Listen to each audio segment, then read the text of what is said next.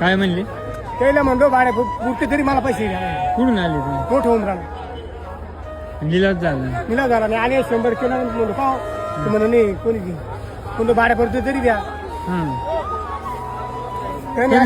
तरी नाही दिले ना. किती भाजी होती? 100 भाजी. 200 तरी आले असते तर ते भाड्यापुरी 100 तरी द्या म्हणलो.